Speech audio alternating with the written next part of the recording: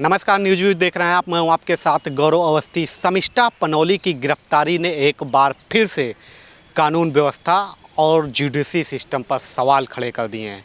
मतलब एक पक्ष की भावनाएं, एक तरीके से भावनाएं हैं, आहत हो जाती हैं, और दूसरे पक्ष की ओर अगर कोई भी बोलता है, वजाहत खान जैसे और बंगाल के तमाम सारे नेता हैं जिन्होंने बोला हिंदू धर्म को लेकर के, उनके खिलाफ कोई एक तरीके से कार्रवाई नहीं होती क्योंकि वो फ्रीडम ऑफ स्पीच के अंतर्गत आता है। तो क्या इस देश में दो कानून चल रहे हैं? सवाल इस वक्त बहुत बड़ा पूरे देश में सोशल मीडिया से लेकर के जुडिशरी सिस्टम पर उठ रहा है। इस वक्त हम लोग देश की सबसे बड़ी न्यायालय सुप्रीम कोर्ट पर खड़े हुए हैं।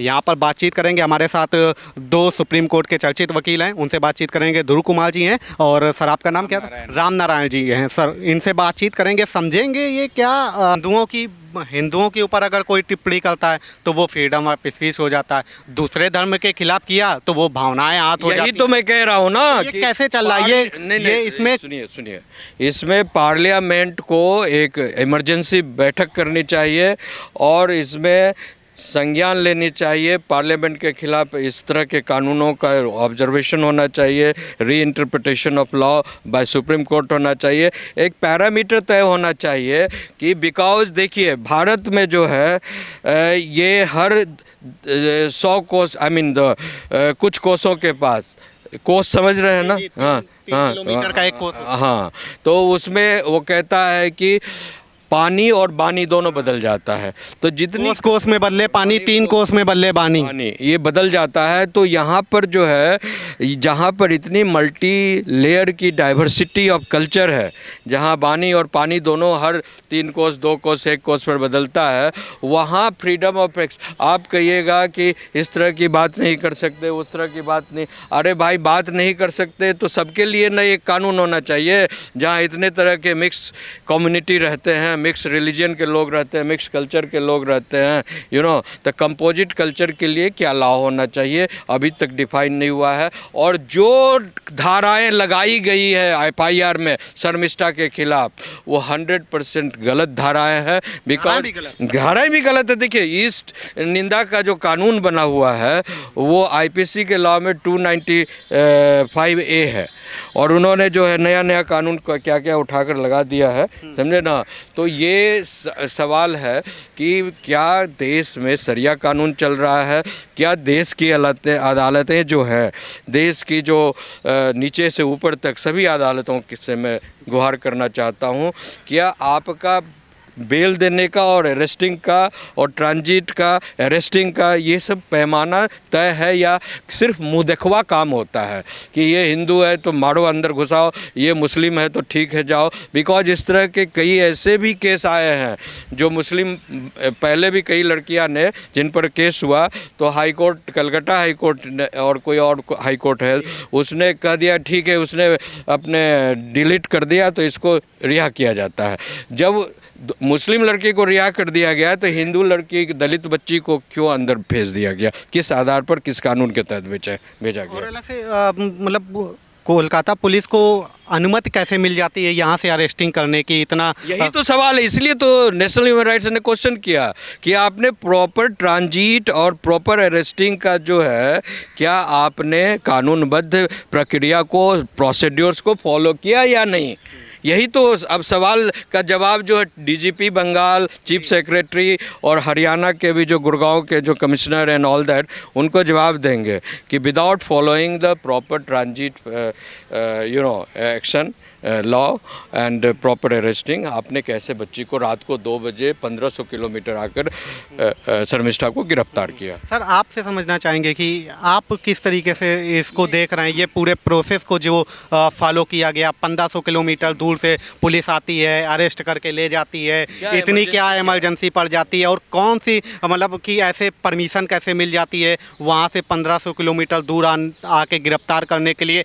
क्या भावनाएं इतनी आहत हो जाती हैं कि एक पक्ष की भावनाएं आहत हो गई और दूसरे पक्ष अगर बोलता रहे वो फ्रीडम आप?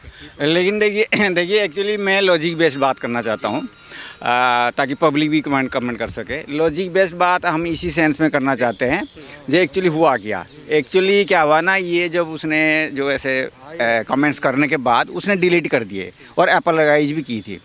तो लेकिन क्या है ना, जब एफआईआर दर्ज हुआ, पहले टॉपिक ये क्या है ना, पूरी इंडिया में कम से कम जितने भी स्टेट्स है, हर स्टेट्स में सेंटिमेंट्स आवत हुआ, लेकिन क्या है ना, स्पेसिफिकली वेस्ट बंगाल से क्यों ये एक्शन लिया गया, ठीक है ना, वेस्ट बंगाल का पुलिस स्पेशली ये क्यों एक्शन लिया गया, पहले क्वेश्चन है। इसका मतलब उनका खास कोई स्पेसिफिक रिलीजन की सपोर्ट वो कर रहे हैं ना स्टेट गवर्नमेंट, तभी तो ये किया, क्योंकि बाकी गवर्नमेंट ने क्यों इन्हें एक्शन नहीं लिया, पहली बात। और दूसरी बात कि उसको जो कह रहे हैं अब, जो क्या है ना, ये 1400 किलोमीटर कैसे सफ़र करके आया। तो जब एफआईआर दर्ज हुआ तो इन्होंने मजिस्ट्रेट से पहले इन्होंने नोटिस भेजा उसको, जो हमारे सामने आप एफआईआर हो, क्योंकि तुम्हारे खिलाफ एफआईआर दर्ज हुआ है। तो ये नोटिस डिलीवरी नहीं हो पाया, क्योंकि वो वहाँ थी नहीं, पहली बात। और उनको उसको पता चलने के बाद भी उसने एफआईआर नहीं हुई। तो वही हिसाब से उन्होंने कोर्ट में अरेस्ट वारंट इशू कराया, जे उन्होंने अपना ये किया, जो सबमिशन के आर्गूमेंट किया, जो हमारा कोई जो लीगल नोटिस हमने भेजा था उसका कोई ना रिप्लाई हो रहा है, ना एक्सेप्ट कर रही है वो। तो उसी हिसाब से मजिस्ट्रेट ने ऑर्डर दिया था। ये सर कोर्ट जो अरेस्ट वारंट दे रही है, तो मतलब किस बेस पे कोर्ट अरेस्ट वारंट, कोई बैकग्राउंड तो समझेगी ना? बैकग्राउंड क्या है ना, एक्चुअली क्या है ना, प्रोविजन के हिसाब से अगर आप लीगल नोटिस एक्सेप्ट नहीं कर रहे हो, या आपका आता पता कुछ पता नहीं है, और पुलिस जाके बार बार रिक्वेस्ट करेगा किसको, मजिस्ट्रेट को या कोर्ट को, ठीक है ना, तो कोर्ट नॉर्मली पहले मतलब ये पुलिस जस्टिफाई करता है जे हम क्यों अरेस्ट वारंट चाहते हैं। तो वो जस्टिफिकेशन के लिए वो बोलते हैं हमारा जो नोटिस सर्व नहीं हो पा रहा है, या उसका आता पता कुछ पता नहीं, एक तरह एब्सकॉन्डर है, क्योंकि एक तरह वो मिला भी नहीं था ये। तो वही हिसाब से पुलिस ने, मजिस्ट्रेट ने अरेस्ट वारंट इशू कर दिया था। तो वही ऑर्डर के हिसाब से उन्होंने इतना किलोमीटर आके सक्सेसफुली उसको अरेस्ट कर लिया, ठीक है। आप जैसे कह रहे हैं कि मतलब प्रोसेस पुलिस करती है, उसके बाद अगर मतलब लोग पता नहीं चलता है तो उस वजह से फिर मतलब कोर्ट ऑर्डर देता है, उसके बाद मतलब अरेस्टिंग होती है। तो ऐसे तो देश में जाने कितने लोगों के ऊपर एफआईआर हो रखी हैं, और जाने कितने लोगों ने मतलब भावनाओं को हिंदुओं की याद कर रखा है, उसके खिलाफ कोई नहीं मतलब कोई ऑर्डर है। बात ये एक्चुअली क्या है ना, स्पेसिफिकली वो पुलिस पर डिपेंड करता है। अगर मान लो हमारा इधर मान लो दिल्ली गवर्नमेंट के अंडर मान लो हुआ, ठीक है ना, तो पुलिस वही हिसाब से कर रही है। अगर पुलिस स्पेसिफाई जाके रिपीटेडली अगर रिक्वेस्ट ना करे कोर्ट में, ठीक है, तो वो नॉर्मली कोर्ट भी ऑर्डर नहीं देता है। लेकिन पुलिस अगर लगे रहे नहीं वो एब्सकॉन्डर है, उसको मिल नहीं रहा है, हमें वो आदमी चाहिए या वो लेडीज चाहिए हमें, तो वही हिसाब से क्या कहना ऑर्डर पास कर देते हैं जो मजिस्ट्रेट। और मज़े की बात ये है कि जिसने कंप्लेन की थी कोलकाता में वजाहत, वो खुद ही हिंदुओं के बारे में किस तरीके की भावनाएं बोलता रहा है, लगातार सोशल मीडिया पे पोस्ट करता रहा है। उसको पुलिस को नहीं दिखा, जो वहीं पे रह करके भावनाओं को आहत कर रहा है हिंदुओं की, वो मतलब उससे किसी को कुछ नहीं दिक्कत हुई। वो फ्रीडम ऑफ स्पीच के तहत होती रही चीज़ें, और उसी ने कंप्लेन किया, उसी की अरेस्टिंग क्यों हुआ। एक्चुअली मैं आपको पहले बताया ना, जे हमारा इंडिया में इतनी स्टेट्स है, इतनी स्टेट्स का लोगों की हावत हुआ, लेकिन कोई स्टेट गवर्नमेंट कोई एक्शन नहीं लिया, कोई पुलिस एक्शन नहीं लिया। स्पेसिफिकली वेस्ट बंगाल का पुलिस एक्शन लेने का मतलब यही है, जो वेस्ट बंगाल गवर्नमेंट जो है स्पेसिफिकली एक रिलीजियस ग्रुप के लिए काम कर रही है। तो वही जो वजाहत कहा आपने, उसी कम्युनिटी को स्पेसिफिक सपोर्ट कर रहा है। तो इसीलिए वो जो कह रहे हैं वही हिसाब से पुलिस मतलब गवर्नमेंट कार्रवाई करता है, और गवर्नमेंट वही हिसाब से पुलिस को इंस्ट्रक्शन देता है जो इसी बेस पे तुमने स्ट्रिक्ट एक्शन लिया करो। स्पेसिफिकली अगर कोई मुस्लिम के खिलाफ बोलता है, कोई कुछ मुस्लिम के खिलाफ स्पेसिफिकली बोलता है, तो उसी की एक बोलता है जो भी है आदमी या औरत है, तो उसी के खिलाफ अगेंस्ट में काम किया करो, स्पेसिफिकली अटेंशन देंगे।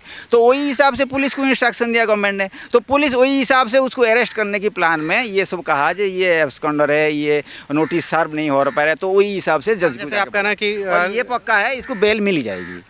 हालांकि इनिशियली नहीं मिल रही है, लेकिन उसका कुछ ही 1-2 महीने के बाद या कुछ ही दिन के बाद बेल मिल जाएगी। जैसे आप सर कह रहे हैं कि मतलब वहाँ पे रिलीजन बेस पे काम कर रही है वहाँ की गवर्नमेंट, ठीक है, बाकी गवर्नमेंट नहीं, वही government Bengal government, Bengal government religion देख के काम कर रही है। तो ये इसको लेकर के कभी सुप्रीम कोर्ट हो गया या मतलब हाई कोर्ट हो गया, क्यों नहीं स्वतः संज्ञान लेता है? बहुत सारी चीज़ों पे स्वतः संज्ञान हो जाता है। There are different type of religion है ना, तो वही जो स्पेसिफिकली वही रिलीजन की सपोर्ट में लोग नॉर्मली आके यहाँ पे फाइलिंग नहीं करते कोर्ट में, जो पब्लिक इंटरेस्ट हो, जो स्पेसिफिकली वही रिलीजन के खिलाफ बोलने में क्यों अरेस्ट हो रहा है, बाकी रिलीजन के खिलाफ बोलने में अरेस्ट क्यों नहीं आ रहा है, ये एक बड़ा मुद्दा है। इसी मुद्दे पर कोई सोल्यूशन भी सिर्फ पार्लियामेंट में हो सकता है, क्योंकि पार्लियामेंट ऐसा नियम बनाएगा जो ऑल ओवर इंडिया में लागू हो सकता है। लेकिन इसके बारे में कोई एक्टिव ऐसे कोई लॉयर या कोई ग्रुप नहीं है, जो NGO वगैरह नहीं है, जो जाके अपना कोर्ट में या सुप्रीम कोर्ट में फाइलिंग कर सके। जो स्पेसिफिकली यही हिंदू रिलीजन के खिलाफ बोलने में कोई एक्शन नहीं हो रहा है, और स्पेसिफिकली मुस्लिम रिलीजन के खिलाफ बोलने में क्यों एक्शन हो रहा है, इसकी पर एक्चुअली एक मुद्दा होना चाहिए। इसके डिस्कशन करके वो दो कानून चल रहे हैं, ऐसे लग ही रहा है तो दो कानून चल रहा है, जबकि हम कह रहे हैं सेकुलर है, India he secular country, but ऐसा ही लग रहा है स्पेसिफिकली यही केस सिलसिले में लग रहा है जैसे दो कानून इंडिया में चल रहा है। एक कानून है जो एक रिलीजन खिलाफ बोलोगे तो कोई प्रॉब्लम नहीं है, और एक स्पेसिफिक रिलीजन खिलाफ कई सारी एक तरीके से घटना है, कन्हैया लाल के हत्यारों को बेल मिल जाती है। तो वही क्या है ना, देखो बेल मिलना ना मिलना मोस्टली क्या होता है ना, ये जो स्टेट गवर्नमेंट होता है, प्रोसिक्यूटर होता है, वो नॉर्मली अपोज करते हैं। कोई अपोज स्ट्रांगली अपोज करना और नॉर्मल अपोज करने में भी फ़र्क है, ठीक है। जो स्ट्रांगली अपोज करते रहते हैं उनको क्या करता है ना, और एविडेंस भी कुछ दिखा देते हैं। जब इधर कोई मतलब मैनिपुलेटेड करके एविडेंस कलेक्ट कर लेते हैं और वही हिसाब से अपोज करना शुरू करते हैं। जब स्ट्रांगली अपोज होता है तो उस टाइम में कोर्ट क्या करता है ना, बेल देता ही नहीं है।